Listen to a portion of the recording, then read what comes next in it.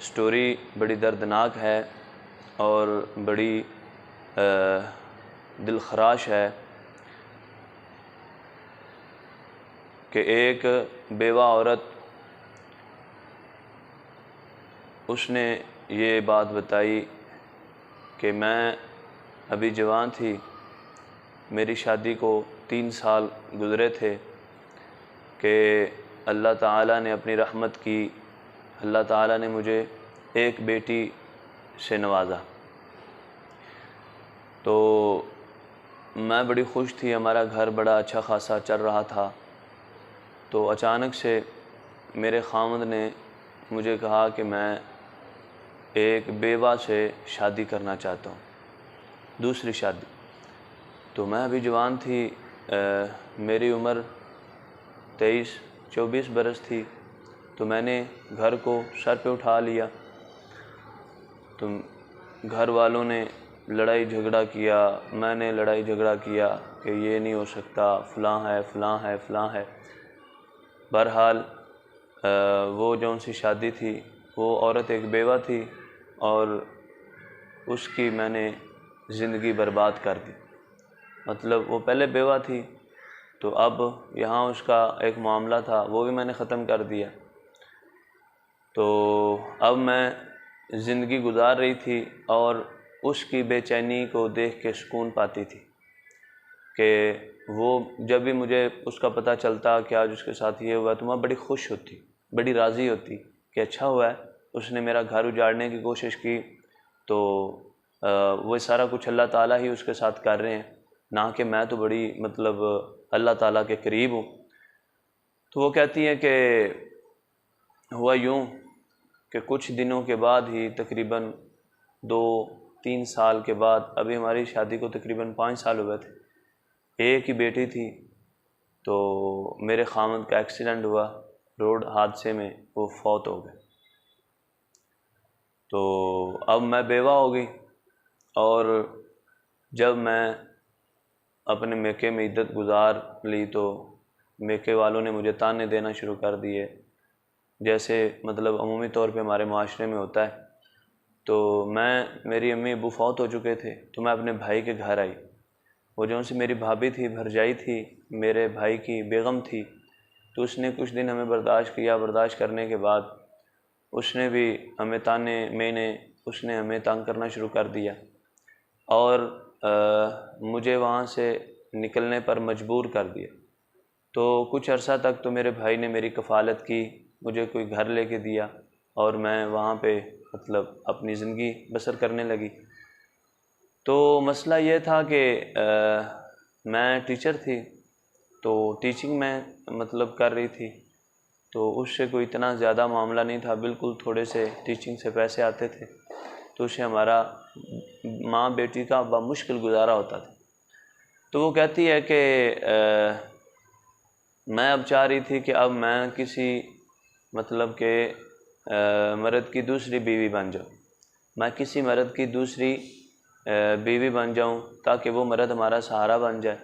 اس کی مین وجہ یہ تھی کہ ہم جس محلے میں جاتے، میں جس بھی محلے میں جاتی، میں نے 10 سے 12 محلے بدل کے دیکھے، 12 محلے چینج کر کے دیکھے۔ جس محلے میں بھی جاتی تو لوگ مجھے کتوں کی طرح نوچنے کے لیے آتے، ہر کوئی چاہتا کہ اس کے ہمارے ساتھ تعلقات ہوں، ہر کوئی چاہتا کہ اس کے ہمارے مطلب میرے ساتھ اس کے معاملات ہوں، یہ وہ فلاں فلاں، جیسے ہمارے معاشرے کا ایک معاملہ ہے۔ تو کہتی ہے کہ میں نے بڑی کوشش کی، بہت معاملات کیے کہ اللہ کرے مجھے خاوند مل جائے کوئی، کسی سے میری دوسری شادی ہو جائے، تیسری شادی ہو جائے، چوتھی شادی ہو جائے، کم از کم میں اس کی تحویل میں آ جاؤں، اس کے سائے کے نیچے آ جاؤں، اور یہ لوگ جو مجھے نوچنا چاہتے ہیں، یہ لوگ جو مجھے کھانا چاہتے ہیں، غلط طریقے سے مجھے استعمال کرنا چاہتے ہیں، میں ان سے بچ سکوں۔ کہتی ہیں کہ ہمارے معاشرے میں یہ ممکن ہی نہیں تھا۔ ایک میرا تایا کا بیٹا تھا، کزن، اس نے پہلے ہمارے گھر میں ایک رشتہ بھیجا تھا میرے والے سے، تو میرے والدین نے اس کو دینے سے انکار کر دیا۔ تو اب وہ تھا بڑا اچھا سرکاری ملازم تھا، گورنمنٹ کی نوکری تھی اس کے پاس، تو اس نے میری اس سے ایک بار بات ہوئی تو وہ راضی ہوگا میرے ساتھ شادی کرنے کی۔ جب اس کی بیوی کو پتہ چلا تو جیسے میں نے سامان کو سر پہ اٹھایا تھا اس نے بھی اٹھا لیا۔ اس کی بیوی نے اتنا ہلہ گلا کیا اور وہ میری ان کے ساتھ شادی نہ ہو سکی۔ اب میری 30 سے 32 برس عمر تھی، تو مجھے خواہشات سے زیادہ اپنے تحفظ کی ضرورت تھی۔ میری خواہشات ایک طرف تھی اور تحفظ ایک طرف تھا کہ اس معاشرے میں میں کسی بھی محلے میں اپنی بیٹی کے ساتھ جاؤں تو لوگ مجھے بڑی گری اور حقارت کی نظروں سے دیکھتے تھے۔ وہ کہتی ہیں کہ وقت چلتے چلتے میری ٹیچنگ کی جاب بھی ختم ہوگی اور میں بے سہارا، بالکل بچی میری چھوٹی تھی، اب اس کی تعلیم کا بھی مسئلہ تھا۔ تو مجھے پتہ چلا کہ کسی دوسرے محلے میں ایک حاجی صاحب ہیں، تو وہ راشن، مطلب بیواؤں کا راشن لگاتے ہیں۔ تو میں نے بھی اس میں کارڈ جمع کروایا۔ ویسے اس سے میرے ذہن میں ایک ترکیب آئی کہ یہ جون سے حاجی صاحب بیواؤں کو راشن دیتے ہیں، مطلب بیواؤں کی خدمت کرتے ہیں، ان کو یہ راشن کی صورت میں آٹا، دال، چینی، چاول، اس کی صورت میں خدمت کرنے کے بجائے ان کو چاہیے کہ یہ بیواؤں کی آگے شادی کا ایک سلسلہ قائم کریں۔ کیونکہ اب میرے ذہن میں تھا، اب میں نے مطلب جب میرا راشن لگا تو میں نے دینی تعلیم حاصل کرنا شروع کر دی۔ تب مجھے اس بات کا احساس ہوا، میں نے صحابیات کی زندگی پڑھی، صحابہ کی زندگی پڑھی، تو مجھے اس بات کا احساس ہوا کہ مطلب اسلام میں دوسری، تیسری اور چوتھی شادی کا حکم کیوں دیا گیا، تاکہ کمزور معاشرے میں جون سی کمزور عورتیں، بیوہ، طلاق یافتہ، وہ مطلب کہ ان کے خامد ان کا سہارا بن سکے۔ اور میرا بھی یہی ارادہ تھا، تو میں نے دینی تعلیمات بھی حاصل کیں۔ ٹیچر تو میں پہلے تھی، ایم اے پاس تھی، تو اب میں نے دینی تعلیم، قرآن پڑھنا شروع کر دیا، حدیث وغیرہ پڑھنا شروع کر دی۔ تو ساتھ ساتھ ہی میری بیٹی بھی جوان ہوگی۔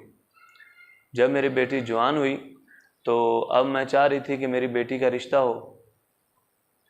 اب جب یہ ساری میری زندگی کے حالات، واقعات میری بیٹی نے بخوبی اپنی آنکھوں سے دیکھے ہوئے تھے، تو اس کو اس بات کا بخوبی علم تھا، بلکہ میں اس کے ساتھ ہی اپنی زندگی میں جو کچھ شیئر کرتی تھی اس کے ساتھ ہی کرتی تھی، اس کو میری ہر بات کا بخوبی علم تھا۔ تو اب میری مطلب گزرتے گزرتے عمر 40 برس سے اوپر چلی، میری شادی کی جون سی خواہش تھی وہ بالکل ہی ختم ہوگی، چونکہ اب میری بیٹی جوان ہو گئی تھی۔ اب میں چاہ رہی تھی کہ میری بیٹی کی شادی ہو جائے۔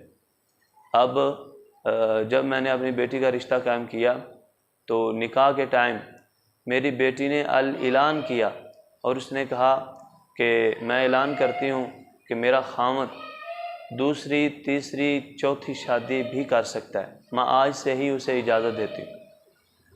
اللہ کرے ہمارے معاشرے میں ایسا نظام ہو اور بیواؤں کے معاملات حل کیے جا سکیں، اور اس معاشرے میں عورتوں کو کوئی تھوڑا سا سکون مل سکے۔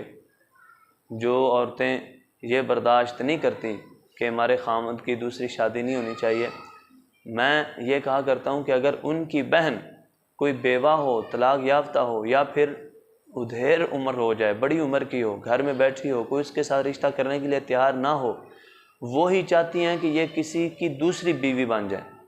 وہ جو نہیں چاہتی نا کہ میرا خامد کوئی دوسری شادی کرے، وہ یہ اپنی بہن کے لیے چاہتی ہیں کہ یہ کسی کی دوسری، تیسری، چوتھی بیوی بن جائے۔ تو خدا کے لیے آپ اس میں بھی ذرا غور کریں اور معاشرے میں یہ جون سی بد امنی اور بد سکونی ہے اس کو ختم کرنے کی کوشش کریں۔ اللہ تعالی میرا اور آپ کا حامی و ناصر ہو۔ جزاکم اللہ خیر۔